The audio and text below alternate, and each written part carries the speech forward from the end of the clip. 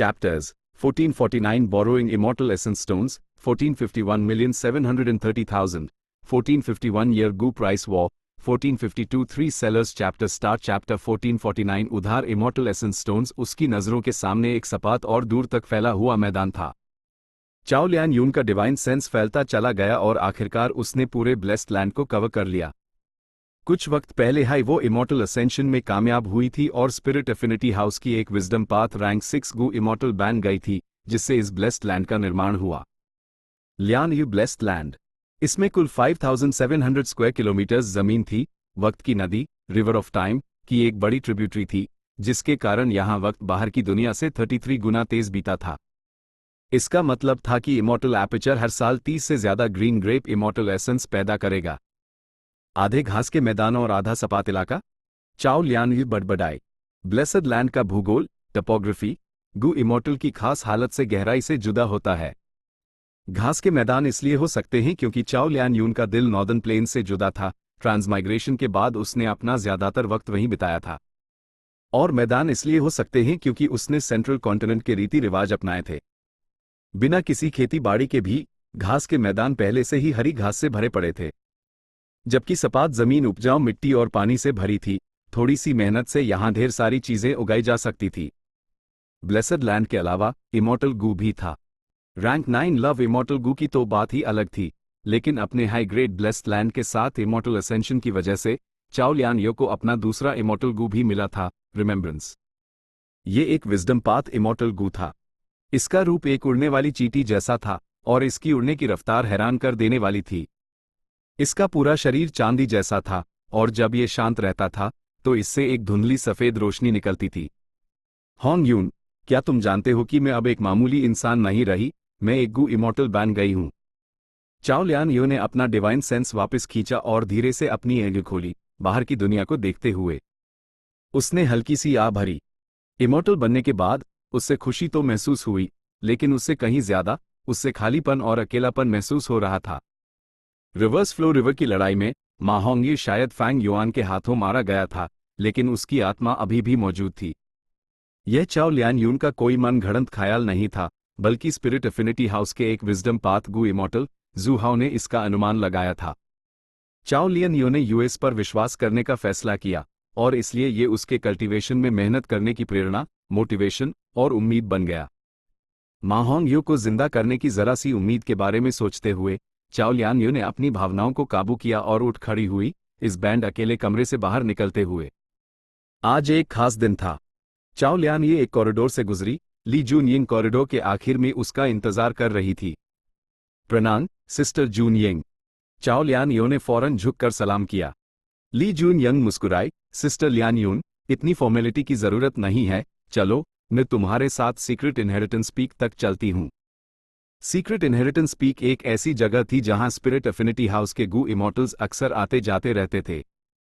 चाओ लियान ये वहां पहली बार जा रही थी और वाकई में वो पीक कमाल की थी। वो हवा में तैर रही थी, चारों तरफ बस खालीपन था। वो देखने में पास लग रही थी पर असल में काफी दूर थी। पहाड़ पर ऑरा काफी घना और अजीब था। वहां एक हाई लेवल इमॉर्टल गु फॉर्मेशन सेट किया गया था। इस पीक की इंचार्ज न्यूट्रल फैक्शन की एक सुप्रीम एल्डर थी, जिनका नाम था फेरी ल्यू फैंग। इस सफर में चाओ लियान ये खुद फेरी ल्यू फैंग से नहीं मिली, बल्कि उनकी छोड़ी हुई एक विल ने उसका स्वागत किया। चाओ लियान यो ने इस बारे में कुछ नहीं सोचा, लेकिन ली जून यंग ने हल्की सी तेवर चढ़ाए। रिवाज के मुताबिक चाओ लियान यून, जो स्पिरिट एफिनिटी हाउस की मौजूदा जनरेशन की फेरी थी, सेक्ट यूज पूरी तरह से नर्चर करेगा और सीक्रेट इनहेरिटेंस पीक के इस पहले दौरे पर सेक्ट से फाइनेंशियल हेल्प लेने के लिए उसका स्वागत सीक्रेट इनहेरिटेंस पीक मास्टर को खुद करना चाहिए था। लेकिन फेरी ल्यू फैंग ने इस रिवाज का पालन नहीं किया। जूनियर लियान यून सीनियर ल्यू फैंग को प्रणाम करती है। चाओ लियान यो ने ल्यू फैंग की विल के सामने झुककर सलाम किया। इतनी फॉर्मेलिटी की जरूरत नहीं है, तुम सेक्ट की मौजूदा जनरेशन की फेरी हो। जरा इस गु पर एक नजर डालो। ल्यू फैंग की विल मुस्कुराई। उसका रवैया बेहद पोलाइट था जब उसने एक इन्फॉर्मेशन पाथ मॉडल गु चाओ लियान यो को दिया। चाओ लियान यो ने गु के अंदर की डिटेल्स देखी। अंदर बेहतरीन चीजों की एक लंबी लिस्ट थी जिसे देखकर एक पाल के लिए उसकी उंगली चौंधिया गई। मुझे ज्यादा जानकारी नहीं है, सिस्टर जून यंग, क्या आप प्लीज मेरे लिए चेक कर सकती हैं? चाओ लियान ये एक समझदार लड़की थी, उसने फौरन वो गू ली जून यंग को दे दिया। ली जून यंग ने लिस्ट देखी और हल्का सा सिर हिलाया। इस इंफॉर्मेशन पाथ मॉर्टल गू में लिस्ट की गई चीजों में कोई कमी नहीं की गई थी, ये बिल्कुल असली डील थी। उसने चाओ लियानयू को आवाज भेजी, लियानयून, क्योंकि तुम एक गू इमॉर्टल बन चुकी हो और तुम्हारे पास इमॉर्टल गू लव और रिमेम्बरेंस हैं, साथ ही एक हाई ग्रेड ब्लेस्ड लैंड भी है, तुम्हारी शुरुआत पहले से ही काफी ऊंची है। ए फ्लैट तुम्हें अपना इमॉर्टल एपर्चर मैनेज करना है और अपनी फाउंडेशन बढ़ानी है। पहला काम है इमॉर्टल गू को खिलाना। खुशकिस्मती से, भले ही तुम्हारा लव इमॉर्टल गू रैंक 9 का है, उसके खाने को लेकर कोई इशू नहीं है। तो अब तुम्हें रिमेम्बरेंस इमॉर्टल गू के बारे में सोचना है। ये गू ब्राइट आई फूल खाता है और इस बेनिफिट्स की लिस्ट में ब्राइट आई फूलों को उगने का तरीका है, तुम्हें उस चुनना चाहिए। चाओ लियानयून लगातार सर हिलाती रही जब उसने आवाज भेजी, आप सही कह रही हैं, सिस्टर। तो फिर बाकी दो चॉइसेस का क्या? स्पिरिट एफिनिटी हाउस की मौजूदा जनरेशन की फेरी होने के कुछ अनोखे फायदे थे। सेक्ट के नियमों के अनुसार, जब भी मौजूदा जनरेशन की फेरी के कल्टीवेशन में कोई ब्रेक थ्रू होता है, वो सीक्रेट इनहेरिटेंस पीक से 3 रिसोर्सेज मुफ्त में चुन सकती थी। जबकि दूसरे गू इमॉर्टल्स, उनके अलावा जिन्होंने बड़े योगदान दिए हों, इन रिसोर्सेज के लिए अपने सेक्ट कंट्रीब्यूशन पॉइंट्स का इस्तेमाल करके ही एक्सचेंज कर सकते थे। ली जून यंग मुस्कुराई और बोली, इसके अलावा मैं सलाह दूंगी कि तुम क्लियर चांस GHAAS चुनो। क्योंकि तुम एक विजडम पाथ गू इमॉर्टल हो, तुम्हें अपने इमॉर्टल एपर्चर को विजडम पाथ के हिसाब से मैनेज करना होगा। क्लियर चांस GHAS एक विजडम पाथ रिसोर्स है और इसकी देखभाल भी काफी आसान है। इसके अलावा ट्रेजर येलो हेवन में इसकी अच्छी कीमत मिलती है, अगर तुम इसे चुनती हो तो नुकसान में नहीं रहोगी। तो मैं इसे ही चुनूंगी, सिस्टर, आपकी चॉइस गलत नहीं हो सकती। चाओ लियानयो ने जल्दी से कहा।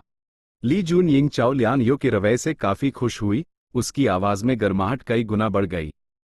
तो फिर आखिरी चॉइस के लिए मुझे क्या लेना चाहिए? चाओ लियानयो ने पूछा। नेचुरली पहली चीज, इमॉर्टल एसेंस स्टोन्स? हाँ। ली जून यिंग चाओ लियानयो के हैरान चेहरे को देखकर अपनी हंसी नहीं रोक पाई। चाहे वो ब्राइट आई फूल हो या क्लियर चांस GHAS, सेक्ट जो अमाउंट देगा वो तुम्हारे लिए बड़े पैमाने पर उन्हें उगने के लिए काफी नहीं होगा। अगर ये रिसोर्सेज बड़े पैमाने पर नहीं उगाए गए तो इनकी अहमियत खत्म हो जाएगी। इसलिए तुम्हें उनके बीज खरीदने और उन्हें उगने के लिए बड़ी मात्रा में इमॉर्टल एसेंस स्टोन्स की जरूरत पड़ेगी। इमॉर्टल एसेंस स्टोन्स एक जरूरी रिसोर्स है जिसका रिजर्व गू इमॉर्टल्स के पास होना ही चाहिए, क्योंकि वो न सिर्फ गू इमॉर्टल्स के ट्रांजैक्शंस में सबसे आम करेंसी है, बल्कि उनकी ये वैल्यू भी है कि उन्हें अपने इस्तेमाल के लिए इमॉर्टल एसेंस में बदला जा सकता है। समझ गई। तो फिर मैं इमॉर्टल एसेंस स्टोन्स हाई चुनूंगी। बिना किसी झिझक के चाओ लियानयो ने जल्दी से ल्यू फैंग की विल से तीनों चीजों का एक्सचेंज कर लिया। दोनों सीक्रेट इनहेरिटेंस पीक से निकली और बाहर उड़ने लगी। अलग होने से पहले ली जून यंग ने चाओ लियानयो को कुछ इमॉर्टल एसेंस स्टोन्स दिए। सिस्टर लियानयून, जू हाओ और मैं तुम्हें ये 3000 इमॉर्टल एसेंस स्टोन्स उधार दे रहे हैं। जितना चाहे इनका इस्तेमाल करना, क्योंकि इस उधार को लौटने की कोई टाइम लिमिट नहीं है। चाओ लियानयो ने धीरे से कहा, उसके चेहरे पर एक इमोशनल एक्सप्रेशन था।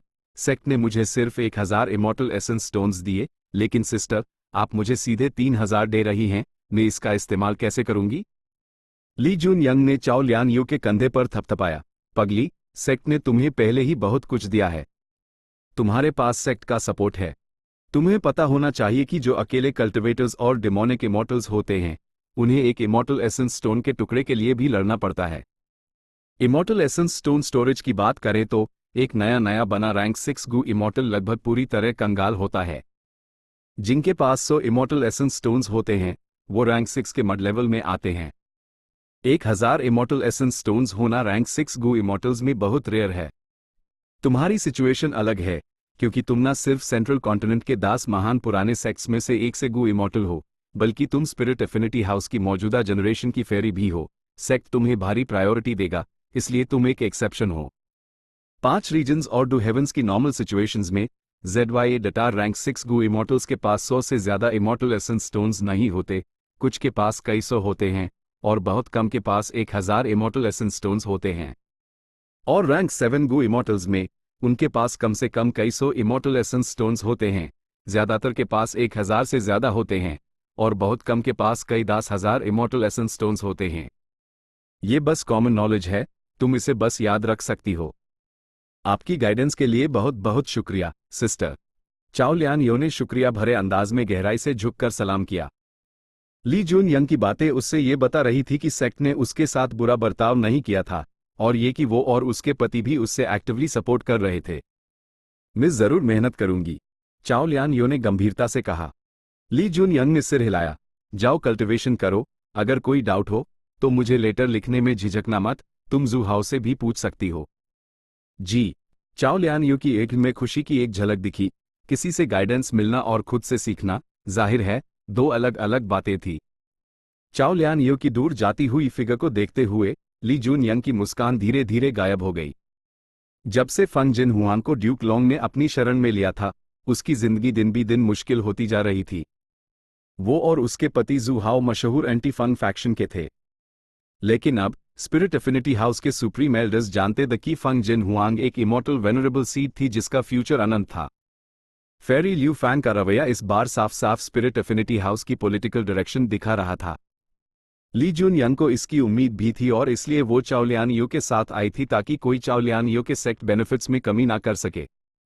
खुशकिस्मती से ऐसा नहीं हुआ। यह अनुमान लगाया जा सकता था कि इस कपल को आगे कुछ पॉलिटिकल अनदेखी का सामना करना पड़ेगा, और इस अनदेखी में वो सिर्फ उन्हें ही यूनाइट कर सकते थे जिन्हें वो कर सकते थे, जैसे कि चाओ लियान यून, और फिर एक साथ इस ठंड का सामना कर सकते थे। नॉर्दर्न प्लेन्स, चू ट्राइब। मशहूर स्ट्रेंथ पाथ गु इमॉर्टल चू डू ने अपने हाथ में एक इन्फॉर्मेशन पाथ गु वर्म नीचे रखा। फैंग युआन, यार, तेरा दोस्त बनना भी आसान नहीं है। चू डू ने एक कड़वी मुस्कान दी। यह लेटर गु फैंग युआन ने भेजा था, वो इमॉर्टल एसेंस स्टोन्स मांग रहा था। फैंग युआन ने एक बार ल्यू गुआनयी के झूठे नाम से चू डू के साथ काम किया था और उनका रिश्ता गहरा था। कुछ वक्त पहले हेवनली कोर्ट ने गु इमॉर्टल यून लियांग को मार डाला, लॉन्जेविटी हेवन के प्लान को बर्बाद कर दिया और साथ हाई इस राज को भी पब्लिक कर दिया कि फैंग युआन और ल्यू गुआनयी एक हाई इंसान है, और सारा इल्जाम फैंग युआन पर डाल दिया। इसलिए चू डू को अब पता था कि ल्यू गुआनयी हाई फैंग युआन था। लेकिन चू डू को ज्यादा हैरानी नहीं हुई, असल में उससे इस बारे में पहले भी शक हुआ था, और उसने फैंग युआन को टेस्ट करने के लिए एक कविता भी गाई थी। चाहे वो ल्यू गुआनयी हो या फैंग युआन, चू डू दोनों के साथ कोलैबोरेट करना चाहता था। लेकिन मौजूदा चू डू की पहचान पहले जैसी नहीं थी। वो अब चू ट्राइब का पहला सुप्रीम एल्डर था, उसके अंडर बहुत सारे गु इमॉर्टल्स द, और वो राइचस पाथ का मेंबर था। एक नॉर्दर्न प्लेन्स राइचस पाथ गु इमॉर्टल होने के नाते अगर वो फैंग युआन के साथ कोलैबोरेट करता रहा तो जिस पाल ये बात खुल गई, उसकी अपनी फोर्स बनाने की सारी पिछली मेहनत मिट्टी में मिल जाएगी।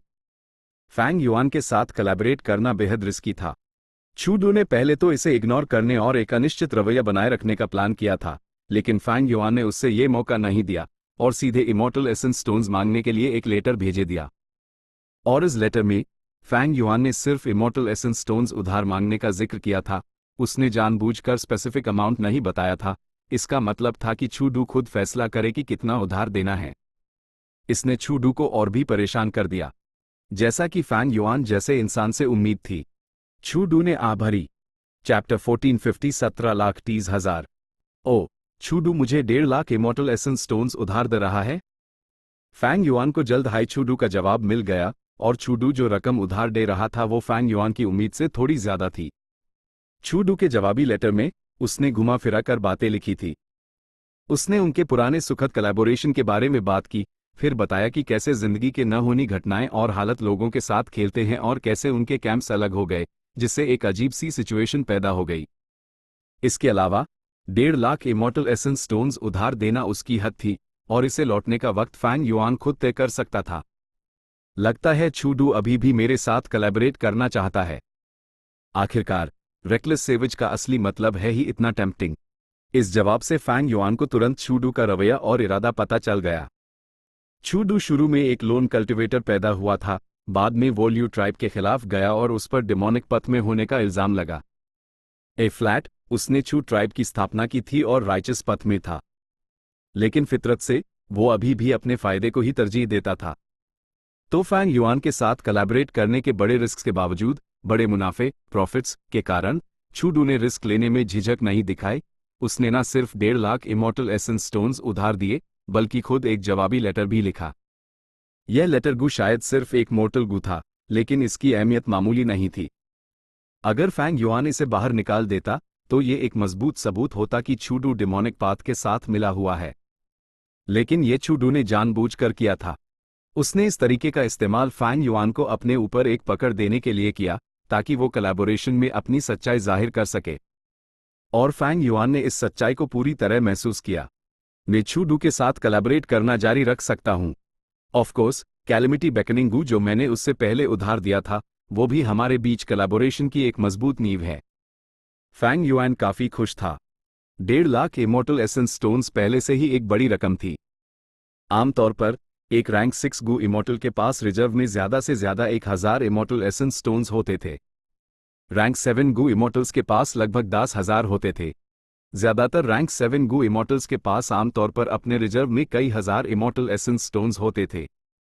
और रैंक 8 लेवल पर रिजर्व में कई 10,000 होना मिनिमम था।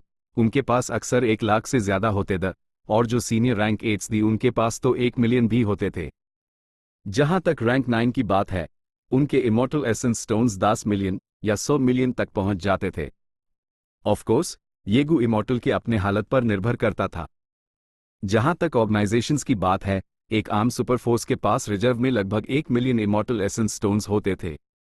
वू क्लैन के पास इतना रिजर्व था, इसलिए ड्रीम रेल्म की लड़ाई में वू योंग ने फैंग युआन को 1 लाख इमोर्टल एसेंस स्टोन्स उधार देने में झिझक नहीं दिखाई।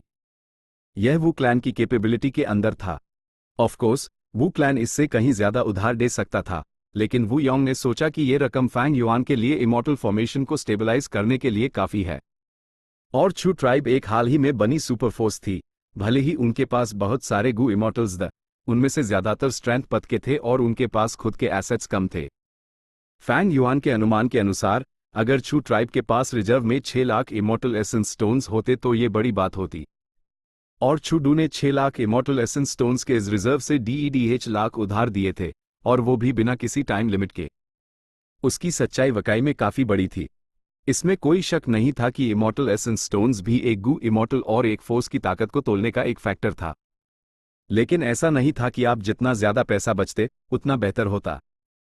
बस पैसा जमा करना बिना उसका इस्तेमाल किए धूल इकट्ठा करने जैसा था।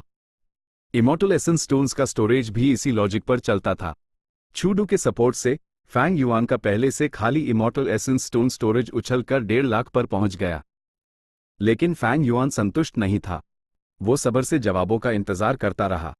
उसने सिर्फ छूडू को हाई लेटर नहीं भेजा था, बल्कि उसने क्रेज डेमन केव के 3 एक्सेंट्रिक्स को और ईस्टर्न सी के मियाओ मिंग शेन को भी भेजा था, इमोर्टल एसेंस स्टोन्स मांगते हुए। इमोर्टल एसेंस स्टोन्स मांगना सिर्फ एक मकसद था, फैंग युआन का एक और मकसद भी था, वो था उनके रवैये को जानना। खासकर इस नाजुक वक्त में जब उसकी लियू गुआनयी की पहचान जाहिर हो गई थी। 3 क्रेज डेमन एक्सेंट्रिक्स और मियाओ मिंग शेन के जवाब लगभग एक हाई वक्त पर आए। दोनों तरफ ने फैंग युआन की रिक्वेस्ट मान ली। हर एक ने कुछ इमोर्टल एसेंस स्टोन्स उधार दिए। पहले वालों ने 2 लाख इमोर्टल एसेंस स्टोन्स दिए, जबकि दूसरे ने 1 लाख दिए। 3 क्रेज डेमन एक्सेंट्रिक्स का फैंग युआन के प्रति रवैया पहले से भी ज्यादा गर्मजोशी वाला हो गया था। उन्हें फैंग युआन की असली पहचान से कोई दिक्कत नहीं थी। जहां तक इन तीनों की बात है, उन्हें राइचस पाथ या डेमोनिक पाथ की लड़ाई से कोई मतलब नहीं था। उनके नजरिए से सिर्फ लिमिटलेस की असली विरासत हाई थी। वो किसी को भी मान लेते जो उन्हें इस ख्वाहिश को पूरा करने में मदद कर सकता था। और फैंग युआन जितना मजबूत होता जा रहा था, उसके लिए उनकी मान्यता उतनी ही बढ़ रही थी। जहां तक मियाओ मिंग शेन की बात है, उसकी फैंग युआन की दूसरी पहचान छू यंग के साथ अच्छी बातचीत हुई थी। ट्रेडिंग कन्वेंशन में फैंग युआन ने खुद पहल करके मियाओ मिंग शेन को लाइफ स्पैन गू बेचा था। इसने मियाओ मिंग शेन की नजरों में फैंग युआन का दर्जा काफी ऊंचा कर दिया था। इसलिए मियाओ मिंग शेन ने लेटर में खास तौर पर लिखा था। उसके फंड्स हाल ही में काफी टाइट थे, 1 लाख उसकी मौजूदा लिमिट थी। लेकिन अगर ये काफी नहीं था, तो वो फैंग युआन की मदद के लिए अपने दोस्तों से उधार ले सकता था। इस तरह फैंग युआन को इमोर्टल एसेंस स्टोन्स के 3 बैचेस माइल कुल रकम 4.5 लाख तक पहुंच गई। चाहे वो उसकी पिछली जिंदगी हो या अभी, उसके पास इतनी बड़ी रकम कभी नहीं थी। लेकिन फैंग युआन ने उधार लेना बैंड नहीं किया। उसने फिर लेंगे अलायंस स्पिरिट से बात की और कुछ इमोर्टल एसेंस स्टोन्स उधार लिए, और अपने सेक्ट कंट्रीब्यूशन पॉइंट्स का इस्तेमाल करके एक और रकम एक्सचेंज की, जब तक कि वो लेंगे अलायंस स्पिरिट की बॉटम लाइन तक नहीं पहुंच गया। वो और एक्सचेंज नहीं कर सकता। भले ही तुम्हारे पास बहुत सारे सेक्ट कंट्रीब्यूशन पॉइंट्स हैं, सेक्ट को भी रिजर्व में कुछ रखने की जरूरत होती है ताकि किसी भी न होनी सिचुएशन के लिए तैयार रहा जा सके। लैंग या लैंड स्पिरिट ने साफ माना कर दिया। इन पिछले कुछ सालों में ब्लेस्ड लैंड के अपने डेवलपमेंट प्लान की वजह से अमीर फाउंडेशन लगातार खर्च हो रही थी। ऊपर से पिछली बार जब फैंग युआन ने बड़ी मात्रा में सेक्ट कंट्रीब्यूशन पॉइंट्स का इस्तेमाल करके इमॉर्टल मटेरियल्स एक्सचेंज किए थे और लंग या सेक्ट से इमॉर्टल गू रिफाइन करवाया था, लंग या सेक्ट की फाउंडेशन और भी तेजी से खर्च हुई थी। जब लंग या लैंड स्पिरिट ने फैंग युआन को माना किया, लंग या सेक्ट के पास रिजर्व में 3 लाख से ज्यादा इमॉर्टल एसेंस स्टोन्स नहीं बचे थे। फैंग युआन ने फिर बाइनिंग बिंग से पूछा। बाइनिंग बिंग को बाइशियांग ग्रोटो हेवन विरासत में मिली थी, उसके पास एक बड़ा इमॉर्टल एसेंस स्टोन रिजर्व होना चाहिए था। शैडो सेक्ट गू इमॉर्टल्स में बाइनिंग बिंग सबसे अमीर थी, हेलुलन सबसे गरीब थी और यंग वुजी भी वैसा ही था।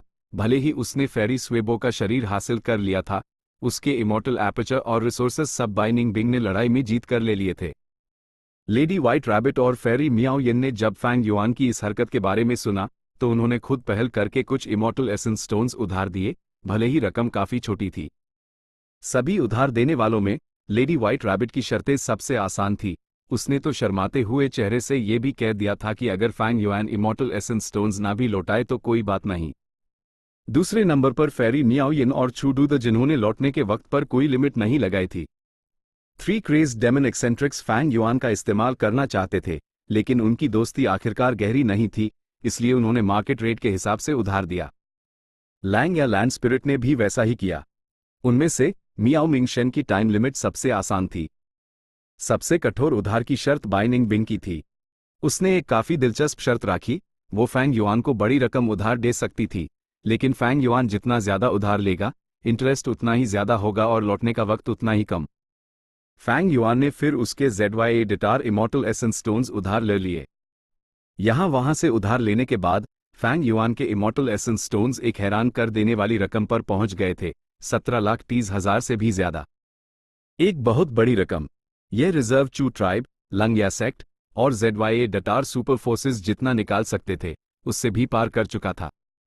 गू इमॉर्टल्स में लगभग कोई भी रैंक 6 और रैंक 7 गू इमॉर्टल के पास इतनी पूंजी नहीं थी, यहां तक कि रैंक 8 गू इमॉर्टल्स में भी सिर्फ कुछ के पास इतनी पूंजी थी। वो आमतौर पर लंबे समय से रैंक 8 एक्सपर्ट्स होते थे जिनके पास 1 मिलियन से ज्यादा इमॉर्टल एसेंस स्टोन्स का रिजर्व होता था।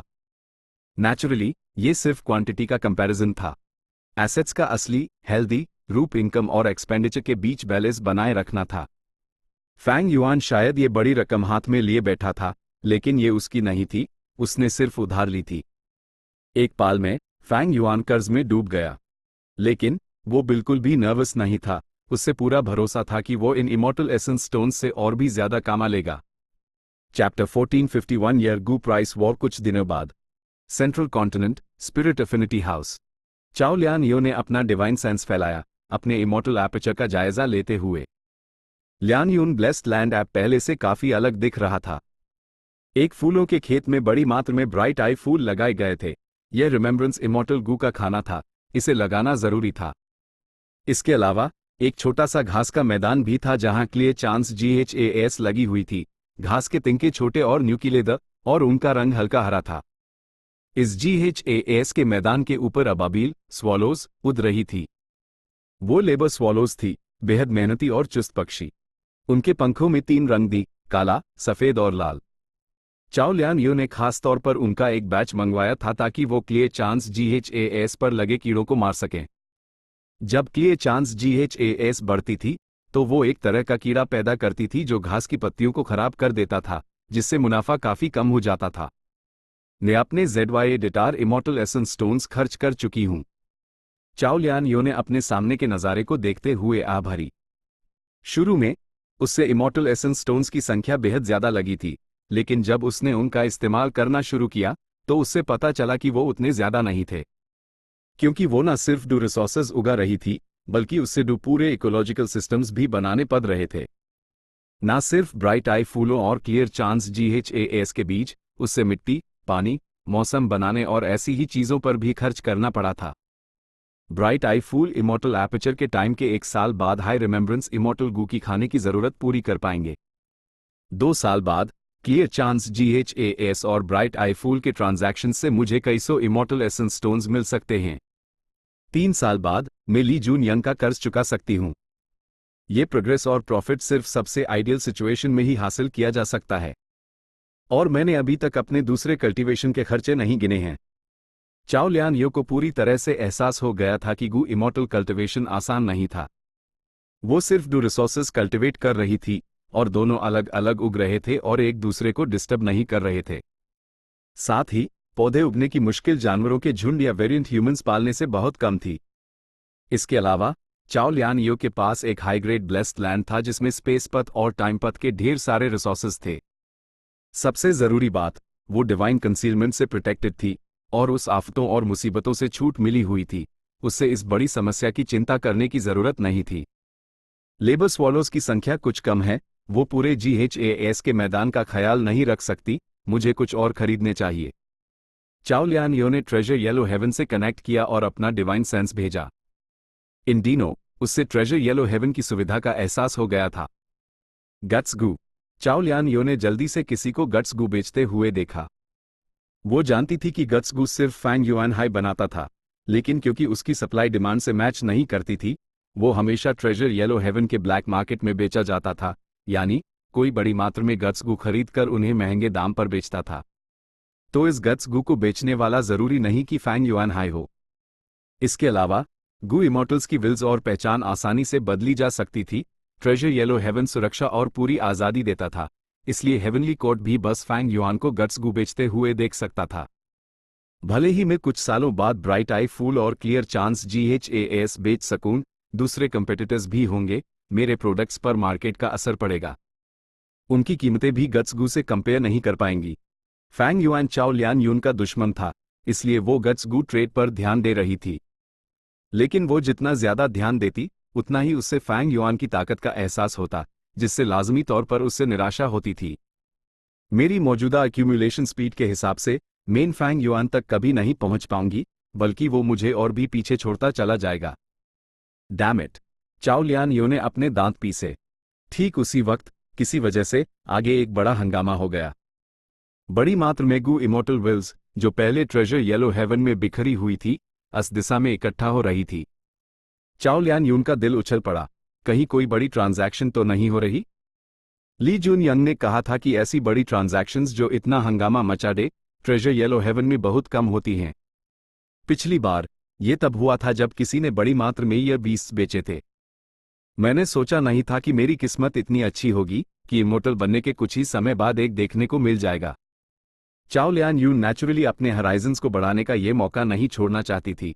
उसने भी इस घटना को अनुभव करने के लिए अपना डिवाइन सेंस भेजा। जल्द ही वो सीन पर पहुंच गई।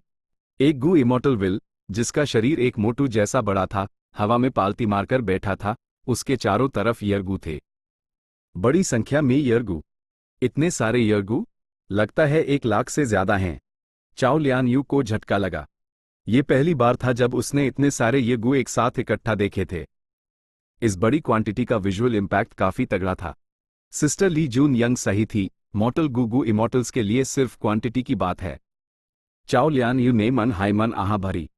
इन यरगू को किस दाम पर बेच रहे हो? एक गू इमॉर्टल की विल ने दाम पूछा। असमोती विल ने मुस्कुराते हुए जवाब दिया, एक मुनासिब दाम बताया, जिससे तुरंत गू इमॉर्टल्स के बीच चर्चा शुरू हो गई। अगर इन यरगू में कोई दिक्कत नहीं है तो मैं जरूर कुछ खरीदना चाहता हूं। यह टाइम पाथ मॉर्टल गू हैं, इनके इस्तेमाल की रंगे काफी बड़ी है और इन्हें रिफाइनमेंट पाथ या दूसरे एस्पेक्ट्स में इस्तेमाल किया जा सकता है। दाम भी ठीक है, शायद मुझे थोड़े और खरीद लेने चाहिए। भले ही मैं खुद इस्तेमाल ना करूं, मैं इन्हें बाद में रीसेल कर सकता हूं। मुझे इस बात की चिंता करने की जरूरत नहीं है कि ये बिकेंगे नहीं। ये सेलर कौन है? इस वक्त ये गू बेचना एक बेहद अच्छा फैसला है। आम रूटीन के मुताबिक अभी ये गू के सबसे बड़े सेलर्स का अपने प्रोडक्ट्स लाने का वक्त नहीं हुआ है। गू इमॉर्टल्स आपस में चर्चा कर रहे थे। हर तरह के डिवाइन सेंसेस और विल्स बिना कोई राज रखे आपस में बात कर रहे थे, जिससे चाओ लियान यो को बहुत सी चीजें पता चली। उसने ध्यान से सुना और जल्द ही पता चला कि ये यरगू सेलर शायद ट्रेजर येलो हेवन में नया था। भले ही साले का मौजूदा वक्त थोड़ा जल्दी था, उसके लिए ट्रेडिशनल सेलर से टकराने से बचना मुश्किल होगा। अगर ये सेलर सिर्फ इसे एक बार बेच रहा होता तो ठीक था, लेकिन अगर वो इस बिजनेस को लंबे समय तक चलाना चाहता था और ट्रेजर येलो हेवन के मार्केट में घुसना चाहता था, तो इससे जरूर खून खराबा होगा। चाओ लियान यो की आंखें इस ख्याल से चमक उठी। अगर दूसरी वाली सिचुएशन होती तो ये बिना शक ध्यान देने और सीखने लायक घटना होगी। मैं भी फ्यूचर में अपने रिसोर्सेज बेचूंगी और मुझे ट्रेजर येलो हेवन के मार्केट में अपनी जगह बनानी होगी। मेरे रिसोर्सेज यूनिक नहीं हैं, इसलिए मुझे जरूर इस बाधा से गुजारना पड़ेगा। पूरे गो इमॉर्टल वर्ल्ड में सिर्फ कुछ हाई मोनोपोलिस्टिक बिजनेसेस हैं, हर कोई फैंग युआन जैसा किस्मत वाला नहीं हो सकता। मुझे इसे ठीक से ऑब्जर्व करना होगा, खासकर इस येरगू ट्रेड को। वे शायद बहुत कुछ सीख सकती हूं। चाओ लियान यो ने खुद को निर्देश दिया। सीन में काफी चल पहल थी, बहुत से गू इमॉर्टल्स ने येरगू खरीदना शुरू कर दिया था। टाइम पाथ गू वॉर्म्स का इस्तेमाल काफी ज्यादा होता था, इसलिए मार्केट में उनकी डिमांड हमेशा हाई रहती थी। हर ट्रांजैक्शन पूरी होने के बाद मुनाफा तेजी से इतना बढ़ गया कि कुछ गू इमॉर्टल्स की आंखें हसाद से लाल हो गईं। सिर्फ एक मोटे अनुमान से इस सेलर ने इस छोटे से समय में कम से कम 50,000 इमॉर्टल एसेंस स्टोन्स का मुनाफा कमाया है। चाओ लियान यह अंदर से हैरान थी, लेकिन असली हैरान करने वाली बात बाद में आई। यह सेलर लगातार बेच रहा था और साथ ही साथ प्रोडक्ट्स को रिप्लेनिश भी कर रहा था। बहुत सारे येगू बिक गए, लेकिन अस्मोती विल के आसपास येगू की क्वांटिटी कम नहीं हुई बल्कि बढ़ रही थी। हे भगवान, इस आदमी के पास कितने येगू हैं? बाप रे, ये तो एक बहुत बड़ी ट्रांजैक्शन है। ये बंदा खून खराबे के लिए आया है। येगू के मेन सेलर्स हमेशा से जी बाओशू, रोंगशिन और वांग मिंगयू रहे हैं। अगर इसे ठीक से हैंडल नहीं किया गया तो ये जरूर एक प्राइस वॉर को जन्म देगा। चाओ लियान यो को चर्चाएं सुनते सुनते और ज्यादा उत्सुकता होने लगी। ये रहस्यमयी सेलर मार्केट में जोर शोर से अपना पैर जमा रहा था। 3 मेन सेलर्स इसे चुपचाप सहन नहीं करेंगे। येगू को लेकर एक प्राइस वॉर शुरू होने वाली थी। चैप्टर 1452 टीन सेलर्स ईस्टर्न सी। क्लियर सी एरिया। समुद्र की गहराइयों में एक जड़े पवेलियन अकेला खड़ा था, जिससे एक रैंक 6 इमॉर्टल गू हाउस का ऑरा निकल रहा था। जेड पवेलियन के अंदर गू इमॉर्टल जी बाओशू अपने खास दोस्त यूजियानजी की मेहमान नवाजी कर रहा था। जेड पवेलियन के बाहर वसिसचू ट्रीज के बड़े बड़े हिस्सों को देखते हुए यूजियानजी ने भावुक होकर कहा, एक बार फिर येगू की फसल काटने का समय आ गया है। इन वसिसचू ट्रीज की ग्रोथ पिछले साल से कहीं ज्यादा तगड़ी है। लगता है इन रिसोर्सेज को उगने के तुम्हारे तरीके में एक और ब्रेक थ्रू हुआ है। जी बाओशू खूबसूरत था और उसका स्वभाव नर्म था। उसने अपनी नाक रख दी, मुस्कुराते हुए बोला, मेरी चापलूसी करने की जरूरत नहीं है। यूजियानजी हंसा, मैं तो बस तुम्हारी चिंता कर रहा हूं। क्या तुम्हें नहीं पता कि कोई पहले से हाई ट्रेजर येलो हेवन में येरगू बेच रहा है? जी बाओशू शांत रहा और उसने एक मॉटल येरगू निकाल कर यूजियानजी को दिया। यूजियानजी ने यूज लिया और एक नजर डाली। अच्छा है, इस रैंक 5 येरगू की क्वालिटी काफी अच्छी है। ये चमकदार और हेल्दी है, काफी आकर्षक लग रहा है। जी बाओशू ने हल्का सा सिर हिलाया। यह येगू मैंने नहीं उगाया, यह उस सेलर का है। अच्छा। यूजियानजी थोड़ा हैरान हुआ, फिर जल्दी से इस सच्चाई को मान लिया। वो अपने दोस्त को बहुत अच्छी तरह जानता था। जी बाओशू ईस्टर्न सी के गू इमॉर्टल वर्ल्ड में एक जाना माना लोन कल्टिवेटर था। वसिसचू ट्रीज उगने में उसकी अनोखी समझ थी। वसिसचू ट्रीज एक इमॉर्टल मटेरियल द, लेकिन उनका इस्तेमाल बहुत सीमित था। एक इमॉर्टल मटेरियल होने के बावजूद, क्योंकि उनमें कई तरह के डाओ मार्क्स द, वो बहुत अम्प्योर थे। इसलिए कुछ हाईगू इमॉर्टल्स इस पेट पर ध्यान देते थे। लेकिन जी बाओशू ने इनके इस्तेमाल के नए तरीके ढूंढे। उसने इस पेट को बड़े पैमाने पर लगाया और एक छलक तरीके से उसने वसिसचू ट्रीज का इस्तेमाल जंगली येरगू को पालने और आकर्षित करने के लिए किया। ए फ्लैट, वो येरगू मार्केट के 3 बड़े जायंट्स में से एक था। वो इन येरगू का सिर्फ एक छोटा सा हिस्सा ट्रेजर येलो हेवन में रखता था। बड़ा हिस्सा ईस्टर्न सी के अलग अलग सुपर फोर्सेस को बेचा जाता था। फिर भी जी बाओशू ट्रेजर येलो हेवन के मार्केट को आसानी से नहीं छोड़ता, क्योंकि ये पूरी दुनिया का मार्केट था और एक तरह से ट्रेजर येलो हेवन अन ईस्टर्न सी सुपर फोर्सेस से कहीं ज्यादा अहम कहा जा सकता था। ए फ्लैट, जब कोई अचानक येरगू मार्केट में घुस रहा था, बड़ी बड़ी ट्रांजैक्शंस कर रहा था, तो जी बाओशू बस किनारे से खड़े होकर कैसे देख सकता था? भले ही अभी उसके येरगू बेचने का समय नहीं था, वो हमेशा येरगू मार्केट की हालत पर नजर रखता था। मैंने इस येरगू को जांचा है, ये वकाई में एक हाई ग्रेड आइटम है। इस बार दुश्मन आसान नहीं है। जी बाओशू ने आ भरी। यूजियानजी ने सिर हिलाया। इतनी बड़ी मात्रा के साथ किसी रीजन की सुपर फोर्स इसमें शामिल हो सकती है। एक अकेले इंसान के लिए इतने सारे निकालना बहुत मुश्किल है। क्या तुम भी अपनी ताकत को धीरे धीरे जमा करके ही ऊपर नहीं आए हो? जी बाओशू मुस्कुराया। ओह तुम, मुझे घुमा फिरा कर हिम्मत क्यों दे रहे हो? तीनों सेलर्स में सिर्फ वी हाई एक लोन कल्टिवेटर हूं।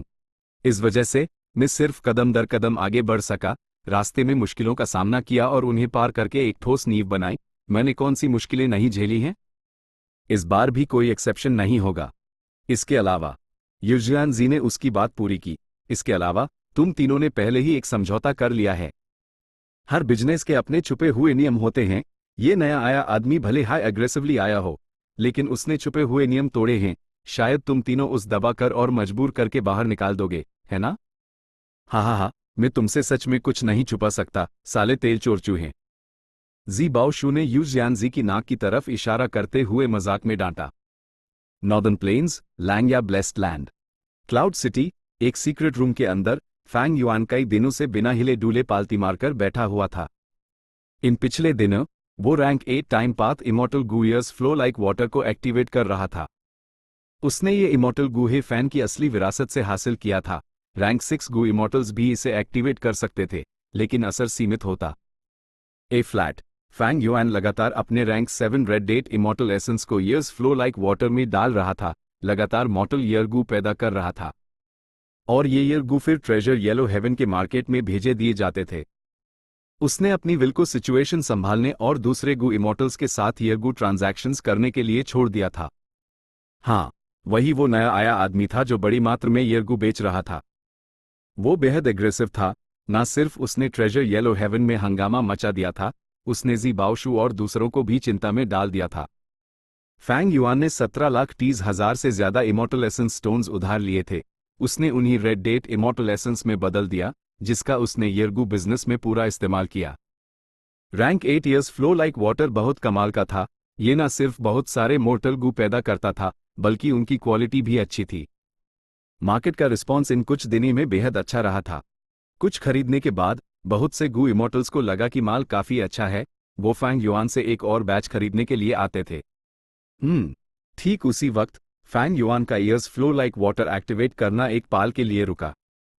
वो हमेशा से ट्रेजर येलो हेवन से अपना कनेक्शन बनाए हुए था, और अभी अभी उससे अपनी विल से एक मैसेज मिला था, जिसे उसने ट्रेजर येलो हेवन में रखा था, कि एक सुपरफोर्स फैंग युआन का माल बल्क क्वांटिटी में खरीदना चाहती थी, लेकिन उन्हें डर था कि फैंग युआन सप्लाई नहीं कर पाएगा, इसलिए वो उसके में बॉडी से डिस्कस करना चाहते थे।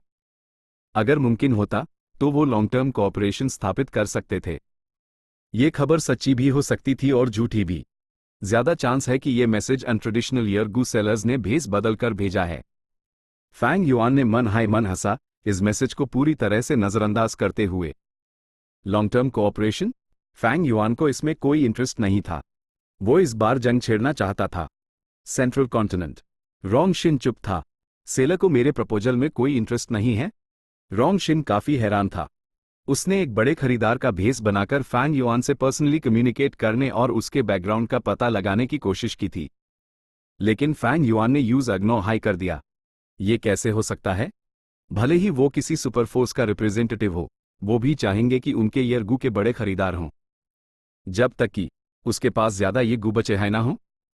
रोंगशिन दास महान पुराने सेक्स का मेंबर था, और एक राइचस पाथ मेंबर होने के नाते वो नेचुरली राइचस पाथ गू इमॉर्टल्स और सुपर फोर्सेस के विचारों को समझता था। उसने सोचा और उससे लगा कि यह अनुमान काफी हद तक सही था। जरूर इसलिए ये रहस्यमयी सेलर इतनी जल्दी ये गू बेच रहा है। क्या ये हम 3 सेलर्स से बचने के लिए है? उसने मेरा प्रपोजल भी ठुकरा दिया। शायद उसके पास सच में ज्यादा स्टॉक नहीं बचा है। असल में उसने जितने ये गू बेचे हैं, वो मेरे स्टॉक का सिर्फ 10वां हिस्सा है। ही रोंगशिन ये सोचकर हल्का सा हंसा। ये ध्यान खींचने का अच्छा तरीका है। उसने अपने दिमाग में फैंग युआन की हरकत पर कमेंट किया, अफसोस, अगर तुम्हारे पास ताकत ही ना हो तो इसका क्या फायदा? Southern border. Dragon return valley. घाटी में एक झरने की गरज गूंज रही थी। कोहरा फैला हुआ था और वनस्पति खिल रही थी। वांग मिंग यू, जो राइचस पाथ सुपरफोर्स याओ क्लैन की एक एक्सटर्नल सुप्रीम एल्डर थी, एक विशाल पत्थर पर खड़ी झरने को देख रही थी। ये झरना आम नहीं था, ये वक्त की नदी, रिवर ऑफ टाइम, की एक ट्रिब्यूटरी थी। ये गू के 3 बड़े सेलर्स हैं। ईस्टर्न सी काजी बाओशू वसिसचू ट्रीज का इस्तेमाल करके यरगू पालता है। सेंट्रल कॉन्टिनेंट का रोंगशिन रिफाइनमेंट पाथ के तरीकों से समय समय पर अनगिनत यरगू रिफाइन करता है। लेकिन सिर्फ मेरे पास ही वक्त की नदी की एक ट्रिब्यूटरी का कंट्रोल है, मैं प्राकृतिक जंगली येरगू पकड़ सकती हूँ। वांग मिंगयू ने मन ही मन उनसे अपनी तुलना की। वक्त की नदी की ये ट्रिब्यूटरी काफी खास थी। ये एक ऐसी ट्रिब्यूटरी थी जो वक्त की नदी के बीच से निकली थी। वक्त की नदी में कई खास नदी के हिस्से थे, जैसे कि स्वॉर्ड ब्लेड रिवर सेगमेंट। ये एक खास रिवर सेगमेंट था जिसे रेड लोटस डेमन वेनरेबल ने खुद पिछले शी युआन के तलवार ओरा और डाओ जियो लंग के ब्लेड ओरा का इस्तेमाल करके अपने एक स्टोन लोटस आइलैंड को बचाने के लिए सेट किया था। यह रिवर सेगमेंट अनगिनत जंगली येरगू से भरा हुआ था। वांग मिंगयू ने इस ट्रिब्यूटरी को तब खोजा था जब वो एक लोन इमॉर्टल थी और उसने चुपके से इसे मैनेज किया था। लेकिन कई सालों बाद सदर्न बॉर्डर के राइचस पाथ फोर्सेस ने इसे खोज लिया और नेचुरली उनके मन में लालच आ गया। एक गुप्त अदला बदली के बाद याओ क्लैन जीत गया और याओ क्लैन के गु इमॉर्टल याओ टियनजे ने वांग मिंगयू से शादी कर ली। इस वजह से याओ क्लैन ने खुले आम इस ड्रैगन रिटर्न वैली को अपना इलाका बना लिया। इस साल की फसल काफी अच्छी है। पकड़े गए येरगू की मात्रा आमतौर से 30% ज्यादा है। दूसरे दोनों कोई हरकत नहीं कर रहे, तो मैं हाई पहले शुरुआत करती हूं। अगर मैं इस नए आय को अपने येरगू बेचने देती रही तो शायद मेरे लिए इन सभी जंगली येरगू को बेचना आसान नहीं होगा। वांग मिंगयू ने अपने विचारों को अमल में लाया और ट्रेजर येलो हेवन में अपने येरगू बेचना शुरू कर दिया। उसके इस कदम से तुरंत ट्रेजर येलो हेवन में हंगामा मच गया। येरगू के 3 मेन सेलर्स में से एक, वांग मिंगयू, ने अपना मूव चल दिया है। अगर इस रहस्यमयी सेलर को येरगू बेचने दिया गया तो उसके बाद वाले सेलर्स को येरगू बेचने में जरूर आसानी नहीं होगी। ये देखने लायक शो होगा। सही कहा। वो रहस्यमयी सेलर इतने सारे येरगू बेच रहा है, तीनों मेन सेलर्स के लिए सब्र रखना जरूर मुश्किल हो रहा होगा। ए फ्लैट जब वांग मिंगयू ने अपना मूव चल दिया है तो दूसरे दोनों भी शांत नहीं बैठेंगे। चलो इंतजार करते हैं और देखते हैं, शायद एक प्राइस वॉर भी हो जाए, हम खरीदारों को कुछ फायदा मिल सकता है। बहुत से गु इमोर्टल्स ने चुपके से आपस में बात की। Chapter and.